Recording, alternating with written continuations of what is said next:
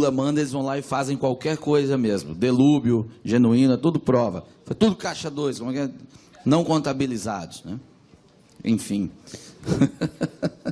Pessoal, repito que perguntas por escrito, por favor, que serão depois lidas após a exposição também do grande Miguel Serra. Vai lá, Miguel.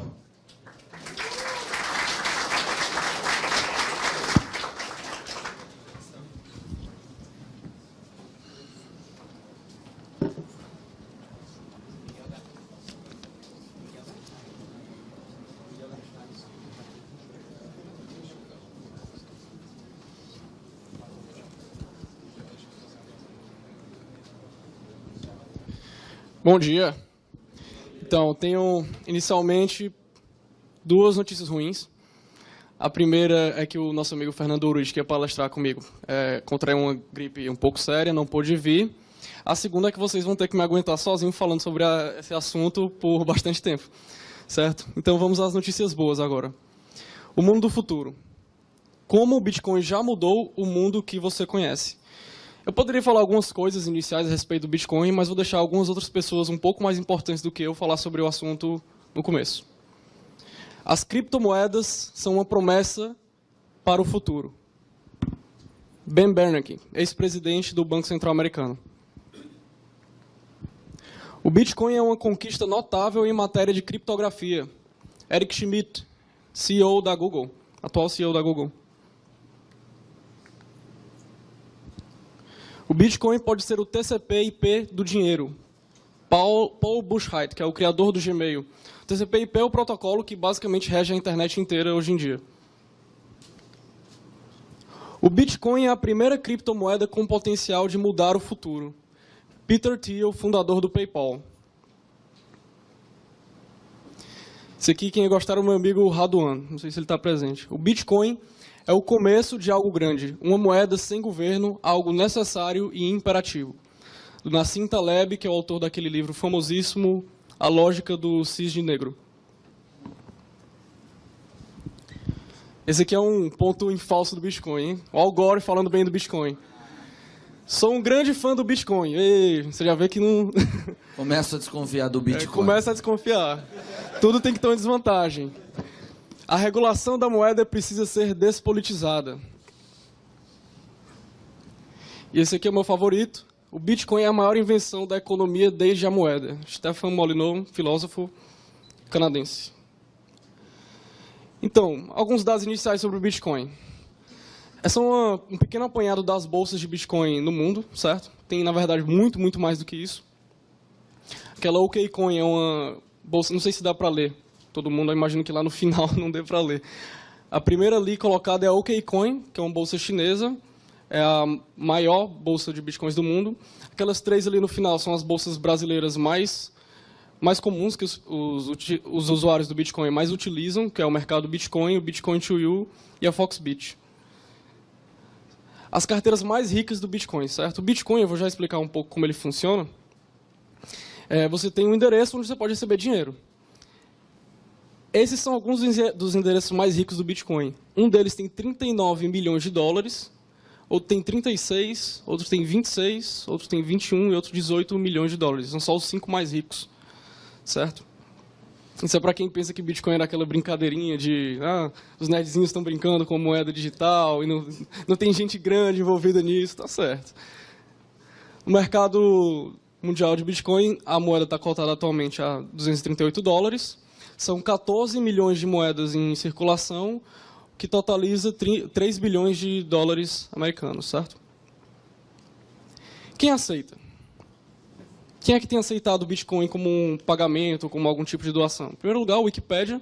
A Wikipédia, quando começou a aceitar o Bitcoin como doação, recebeu 140 mil dólares na primeira semana. Foi mais do que ela recebia assim, em pagamento nos últimos meses. A Victoria's Secret, um dado... É curioso. A Virgin Galactic, esqueci o nome dele, o Richard Branson, exatamente, pioneira na área da aviação. A Dell aceita, inclusive, para comprar computadores lá nos Estados Unidos.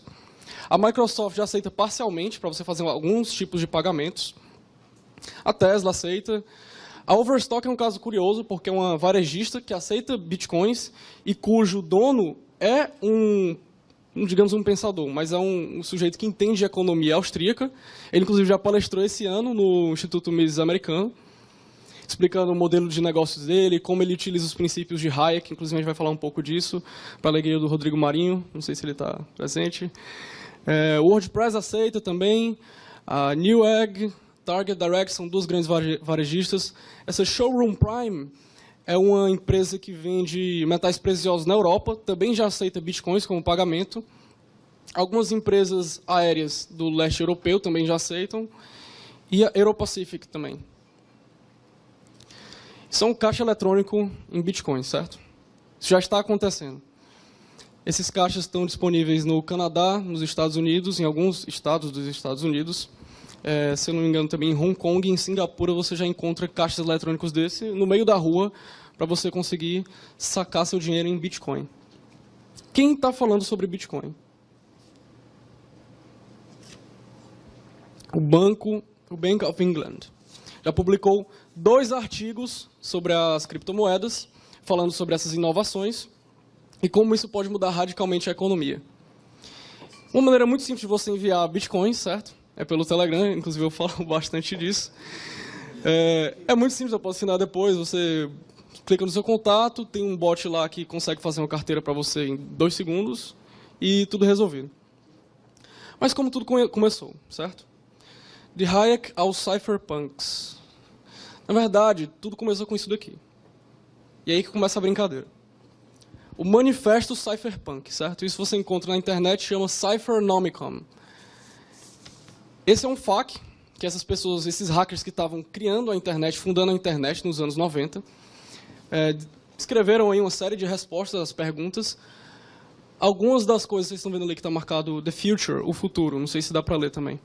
Eles respondem, por exemplo, qual é a base ideológica deles, qual é o pensamento deles, que autores influenciaram essas pessoas. E nesse texto, se você procurar o termo libertarian, ele pode ser encontrado 45 vezes, é um texto de mais de 300 laudas. Se você procurar a palavra anarcho-capitalist, você encontra 13 vezes. E se você procurar qualquer autor da escola austríaca, você não encontra nenhum. Se não um. Quem? Friedrich A. Hayek. A desestatização da moeda. Esse talvez seja um dos livros mais importantes para entender a concepção do Bitcoin. Então, esses hackers, a partir dos anos 90, começaram a conceber esse mundo novo, que é o mundo da internet, e, na opinião deles, isso seria uma ferramenta muito útil para se esquivar das garras do governo.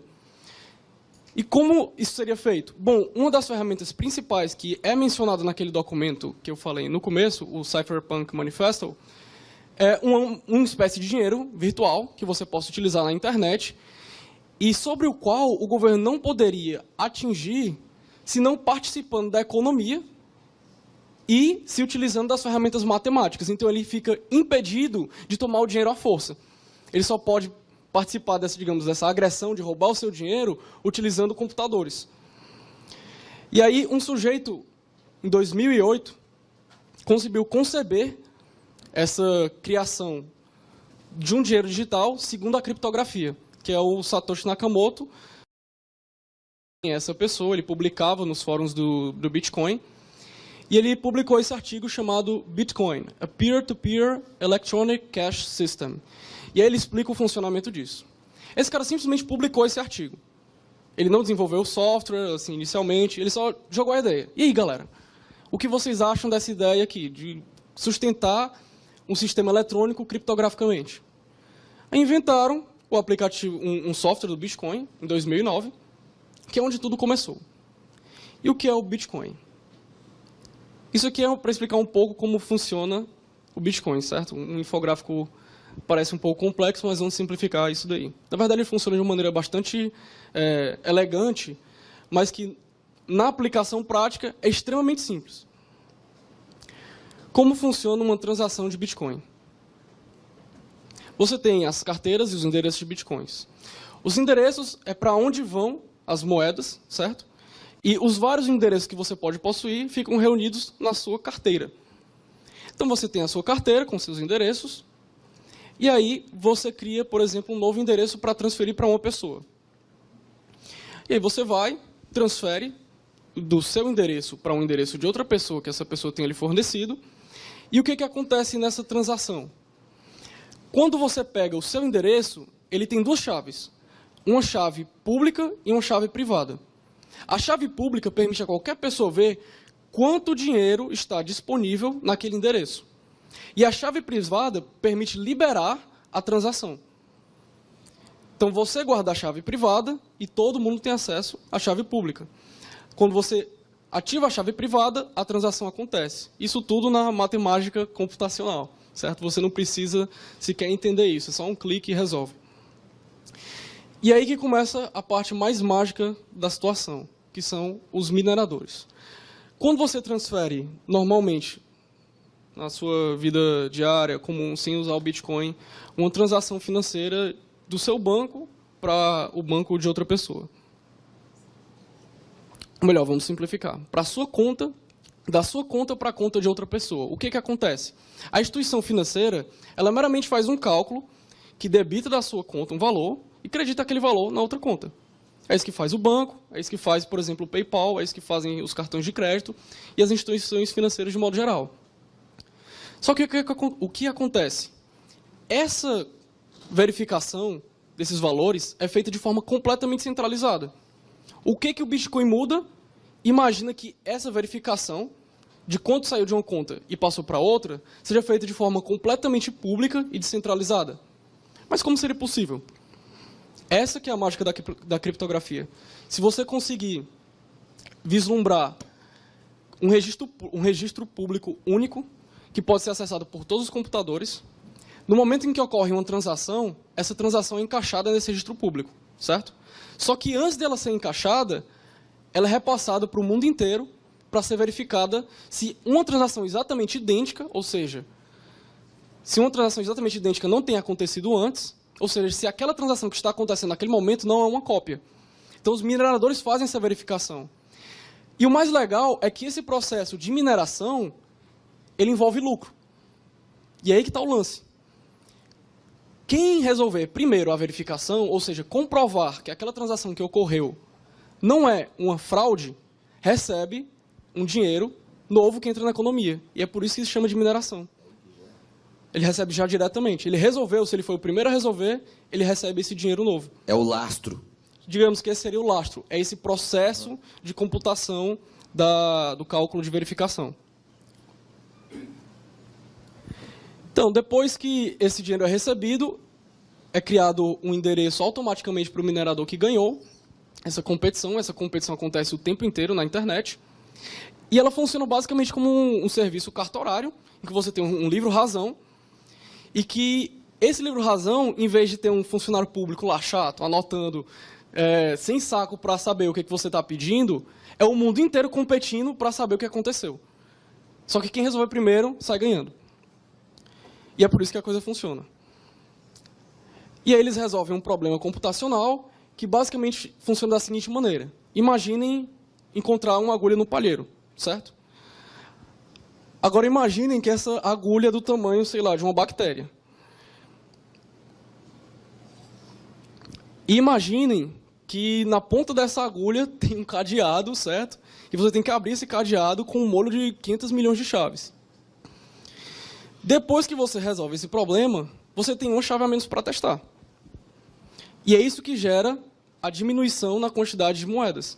Sempre que você vai resolvendo esses problemas, vai sendo complicado essa operação e vai sendo diminuída a quantidade de moedas que vão entrando na economia ao longo do tempo. De modo que, magicamente, claro, tudo calculado pela matemática, você tem exatamente a mesma taxa de expansão monetária do que a do ouro historicamente.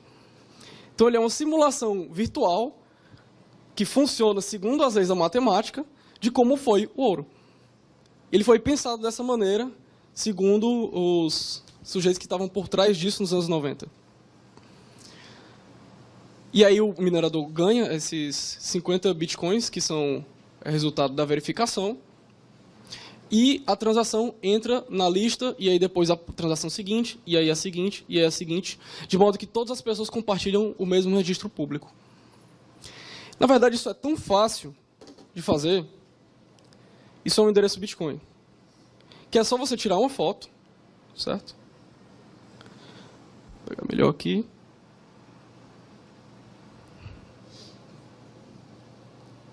E transferir o dinheiro. Se vocês quiserem, vocês podem verificar esse endereço. Eu acabei de transferir R$50 para esse QR Code. Esse quadro agora é de uns R$50. Eu pediria que alguns de vocês tirassem uma foto, porque eu vou usar esse QR Code no final e alguns de vocês talvez fiquem interessados no conteúdo do quadro. Vou dar 5 segundos. Corre, galera. Acho que alguém vai se dar bem aí. É isso que a gente chama de competição de mercado. Se você não levantou o seu celular, adeus. Bitcoin 2.0. Agora vamos falar do assunto que realmente interessa, certo? Isso aqui que é o mundo do futuro. Até então, aquela tecnologia era só uma pretensão de moeda nova. E aí começam a surgir as novas tecnologias dentro do Bitcoin. Assim como começaram a surgir as novas tecnologias dentro da própria internet. Altcoins, colored coins, multi-signature, assinaturas múltiplas, sidechains e dApps. O que esses nomes complicados querem dizer? Vamos por partes. BitPay. Isso é uma solução simples, depois que as pessoas compreenderam o potencial do Bitcoin. É uma empresa, e essa é a maior do mundo que faz isso, que basicamente ela leva para você uma máquina que aceita Bitcoins e converte imediatamente para a sua moeda local. Então você não precisa lidar com nada, você contrata com o BitPay e já pode colocar na sua loja. Estou aceitando Bitcoins. Você nem precisa pensar no assunto. BTC Jam. Esse é um site de empréstimos, inclusive é um site brasileiro, mas que opera nos Estados Unidos. Você basicamente pode pedir dinheiro e emprestar dinheiro, com juros. É uma agiotagem privada, certo? Completamente desimpedida. E que está aí na internet para qualquer um utilizar. Inclusive, se você quiser emprestar dinheiro para um sujeito na Índia e aceitar os riscos, evidentemente, disso, você pode. Com ou sem consulta ao SPC e Serasa? Aí é que tá. Esse sistema, ele já está começando a desenvolver um sistema de crédito interno, que aí ele julga os usuários. Se esse usuário, claro, cometeu alguma fraude, algum golpe, ele é eliminado do sistema, ele vai ter que criar uma nova conta, e aí o risco dele vai lá para cima, aí fica mais difícil dele conseguir um empréstimo a juro baixo, e assim por diante. Então já tem o SPC Serasa, até aí já entrou. O rating dele fica pior que o do Botafogo, hein, Bia? Certo, esse broker é basicamente uma solução que permite você comprar qualquer coisa na internet que aceite cartão de crédito, alguma coisa do tipo, e ele funciona da seguinte maneira. Ah, e com desconto. Ele funciona da seguinte maneira. Você escolhe um item, por exemplo, na Amazon, quero comprar, não sei, a camisa do Botafogo, certo? Digamos que venda lá. É difícil, mas... Difícil. Enfim, é hipotético, né? É difícil, mas com Bitcoin você resolve. Você quer comprar e você seleciona a URL, coloca lá o item, e aí você diz quanto você quer pagar. Quanto desconto você quer naquele item, certo? Essa sua oferta vai para um registro público nesse site, e aí quem quiser pagar por esse item, ele compra os seus bitcoins que você quer pagar com aquilo e dá o dinheiro para a loja. E esse site intermedia toda essa relação. E aí facilita tudo. Então você pode comprar qualquer coisa por meio desse site em bitcoins. Bitrated, outra solução aí estilo SPC Serasa, que funciona naquela tecnologia do multi-signature. Eu explico o que é agora. Imagina que em vez de simplesmente eu transacionar de mim para você, de mim para o Paulo, certo? Aí eu coloco o Bira na jogada. Eu sou o Biratã. E aí temos 3 pessoas numa única transação. Quando eu faço a transação, eu vou precisar de pelo menos 2 pessoas aceitando para que ela ocorra. Se eu aceitar a transação e o Paulinho aceitar a transação, ela ocorre. Se eu aceitar e ele recusar, ela não ocorre. Com isso, essa tecnologia muito simples dentro do sistema Bitcoin, você já consegue criar um sistema de defesa do consumidor. Como assim? Se o Paulinho recusou a transação, é porque ele... Não, peraí. O item que eu comprei do Miguel, a camisa do Botafogo, ela não chegou. E agora? A gente aciona o professor Ubiratã. O professor Ubiratã vai lá, peraí, vamos ver aqui se a camisa do Botafogo chegou. Faz uma prova simples, vê um registro do correio, diz, olha, não, chegou, você tá de onda, viu, Paulinho? Só porque você não gosta do Botafogo. Nem eu. Nem ele. E aí, ele vai e aceita a transação, e aí tem 2 contra 1, e a transação acontece. E aí já tem um sistema simples de defesa do consumidor, e aí o professor Biratã, ele pode se cadastrar nesse site, Bitrated, e atuar como um árbitro dessas disputas simples de defesa do consumidor, e aí você tem os mais bem colocados e os menos bem colocados. Isso tudo já está acontecendo, pessoal, já tem pessoas do planeta inteiro utilizando isso. Mas aí é uma imposição da maioria. Eu quero ver depois a professora falando isso. Bom, falei das assinaturas múltiplas, e agora a gente vai falar um pouco de altcoins. Imagina que criem um concorrente do Bitcoin, certo? Por que fariam isso? Bom, não sei, alguma pessoa não gostou do Bitcoin, não gostou do fato de ele precisar de computadores muito especializados para que a gente faça aquela mineração, que é o processo de verificar as transações, e ele criou um negócio que funciona com computadores comuns, que é o Litecoin, e que funciona um pouco mais rápido. E aí essa já é a segunda moeda mais utilizada dentro das criptomoedas. Então é como se o Bitcoin fosse o ouro e o Litecoin fosse a prata. Nós já temos isso acontecendo dentro do Bitcoin. Só que aí dentro disso, outras moedas foram criadas. O Ripple, por exemplo, que basicamente funciona como sistema de crédito. Em vez de eu ter a moeda física, o sistema basicamente funciona da seguinte maneira.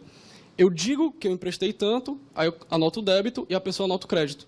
E aí, assim sucessivamente, na cadeia de relações, você pode compensar o débito de uma pessoa com o crédito de uma pessoa lá na frente.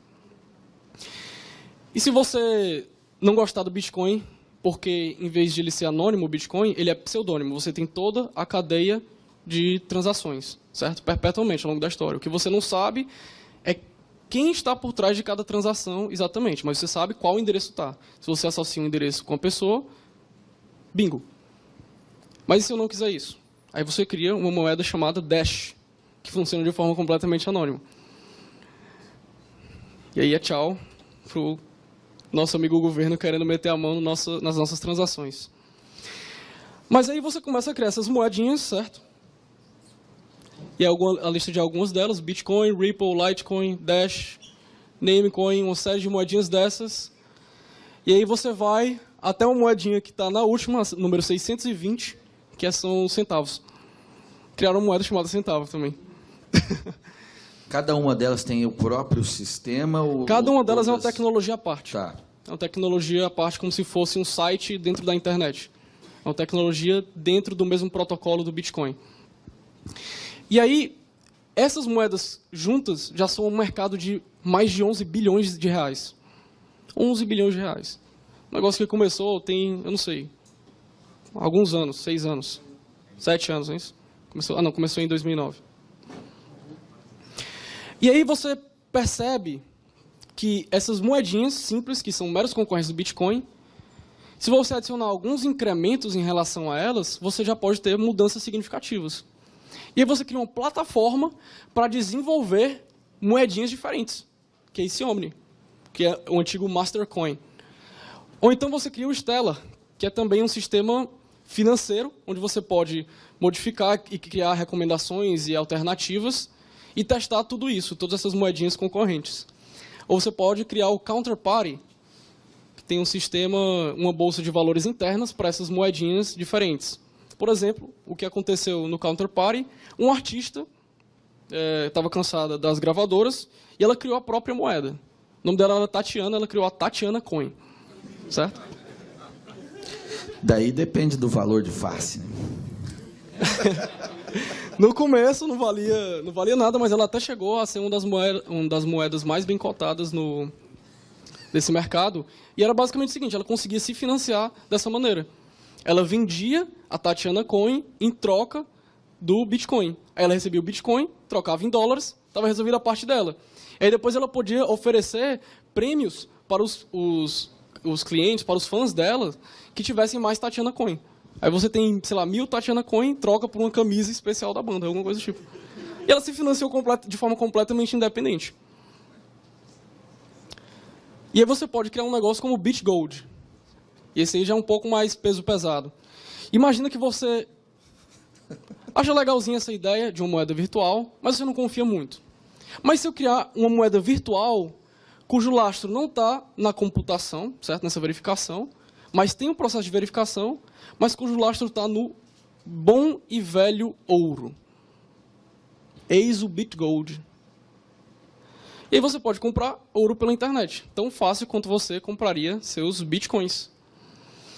E aí alguém tem uma sacada de que, você pode comprar ouro? Então por que não comprar dólares, yuans, libras, euros, ienes, prata, paládio, qualquer outro desses metais preciosos e ter tudo junto numa única carteira? É isso que já está acontecendo, pessoal. E se você cria esse sidechain? Você tem o blockchain original, que é aquele registro público, que é onde funciona o Bitcoin. E se você conseguir criar algo que seja paralelo ao Bitcoin e que tenha uma interface, aí você consegue criar uma forma de esses concorrentes serem convertidos para o Bitcoin e serem permitidas versões de teste, digamos, diferenciadas do Bitcoin. E aí é que a gente entra no grande lance que vai mudar tudo. Alguns de vocês talvez já tenham ouvido falar no termo Internet of Things, a internet das coisas, certo? Que é basicamente uma das concepções dos cypherpunks, que você eventualmente vai ter internet embutida em todo tipo de aparelho eletrônico, em todo tipo de coisa. Dado isso, eu meio que cunhei esse termo Money of Things, certo? E se tudo virasse dinheiro? Bom, já que a gente vai ter moeda para tudo, o BitReserve, que é aquele que eu mostrei que tem as várias carteiras de várias moedas diferentes no mesmo sistema, ele vai lançar ainda este ano o BitOil. E aí você vai comprar o petróleo, certo? E pode comprar coisas com petróleo. Imagina você comprando a sua passagem aérea, lá do Paraná para cá, com óleo, com petróleo. E com isso fica muito mais fácil você precificar esse tipo de recurso.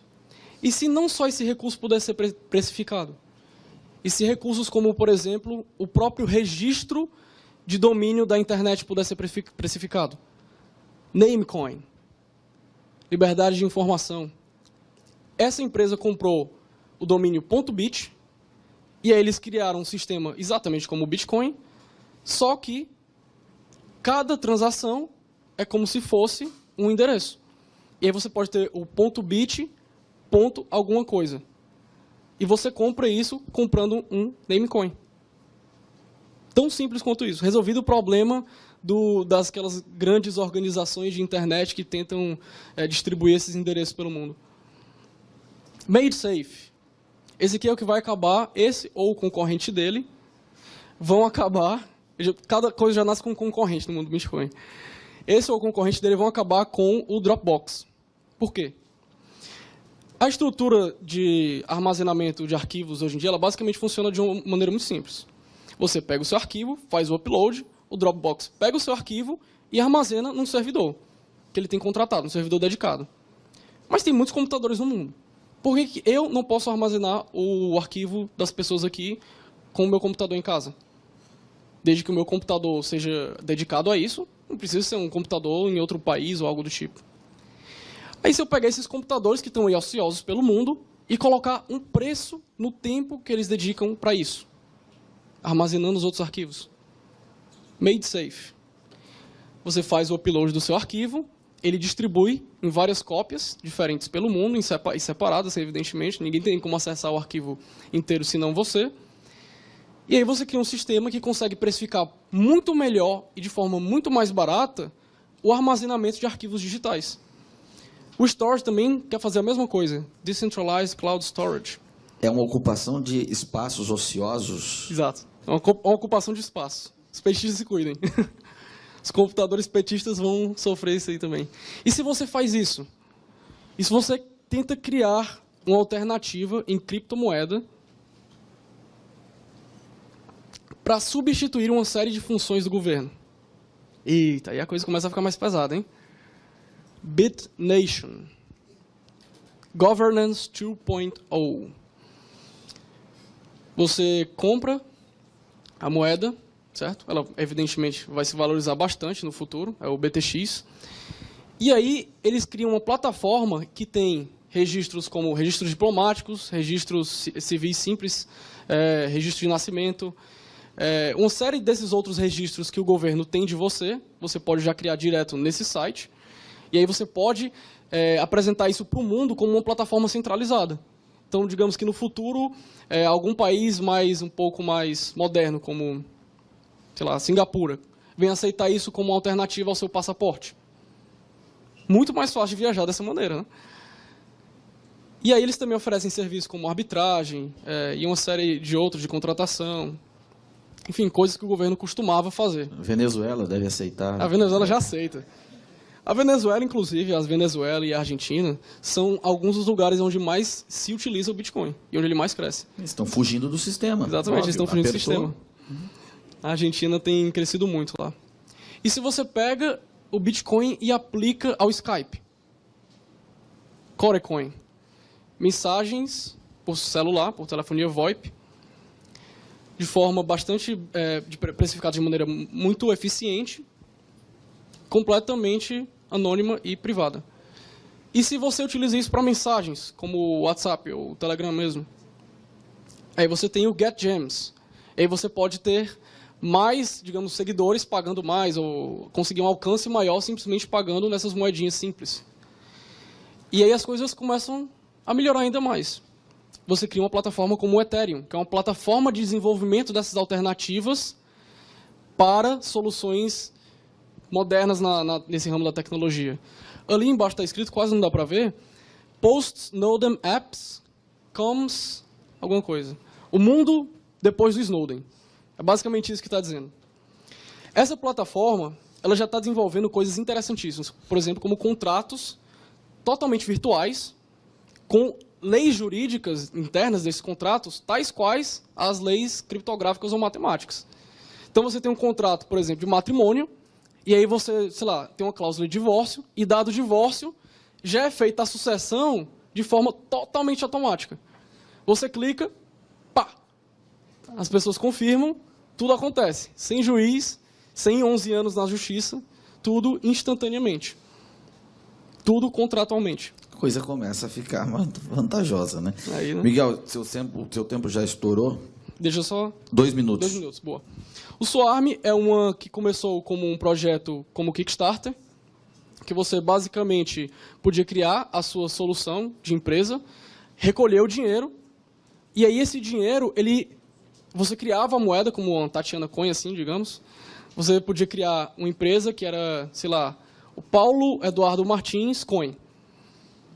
Certo? Aposto que ia ter muitos investidores. Eu ia dizer que o Tatiana Coin me soou meio picaretagem. Vamos aí que vai esse do Paulo Coin. Certo. E aí você cria e você aceita bitcoins, você recebe aquele dinheiro e dá o Paulo Eduardo Martins Coin para os seus clientes, certo? Para os seus investidores.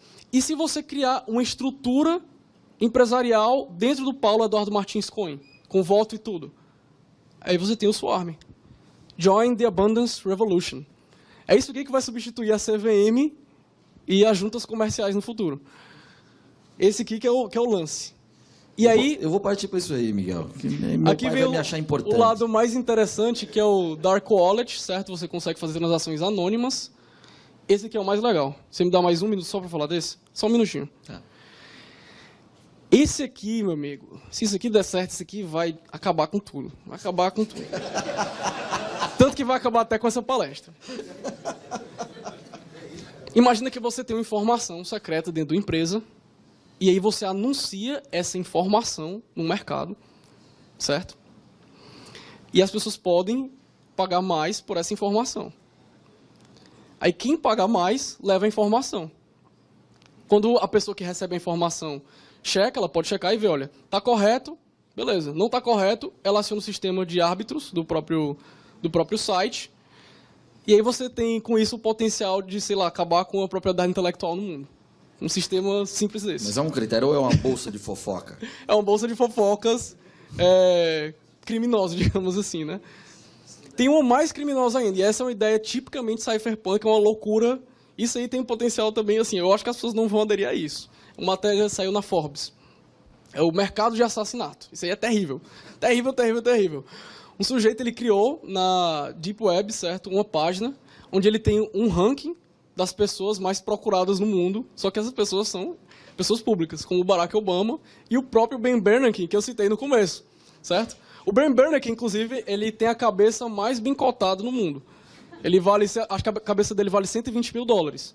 Aí o sistema funciona da seguinte maneira. As pessoas vão financiando, quando atinge um limite, tá lá. Certo? Tá lá o limite. Como é que você consegue esse dinheiro? Você faz uma alegação, um claim, que chama, né? Você vai lá e diz, olha, eu digo que esse sujeito vai morrer hora tal do dia tal. Ora, se você está precisando disso tudo, é porque você só pode ser o assassino. Aí você recebe o dinheiro. Certo? O Lula não tá lá? Tudo isso porque a galera não gostou do Lula.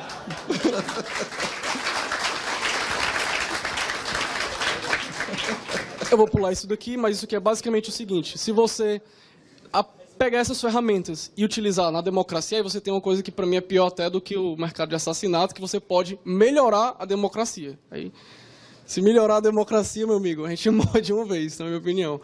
Ele funciona de forma que você consegue ter registros, por exemplo, das contas dos políticos. Você sabe onde ele está mandando dinheiro, de quem ele está recebendo. Você consegue criar sistemas de votos eletrônicos que realmente funcionam, segundo as leis matemáticas, e você consegue verificar. Não é aquela maluquice das urnas eletrônicas da Smartmatic. E você já estourou até o tempo extra. Tá certo, último slide. Último slide. É porque esse assunto eu preciso falar. Não, tá interessantíssimo, mas escassez, Miguel. É justo. O tempo Então é escasso. eu posso pular esses e eu falo as perguntas, Pode. então. Eu termino, então, com essa citação do Peter Thiel. É justo. Eu vou pagar em bitcoins por esse tempo. Tem muita gente que pensa que não é possível, certo? Ele está falando do mundo pós-Bitcoin. Isso é uma coisa boa. Nós não precisamos nos preocupar muito com estas pessoas, porque, como elas pensam não ser possível, elas não vão nos levar muito a sério. E não vão tentar nos impedir até que já seja tarde demais. E aí eu encerro. Excelente. Muito obrigado. Certo? Parabéns.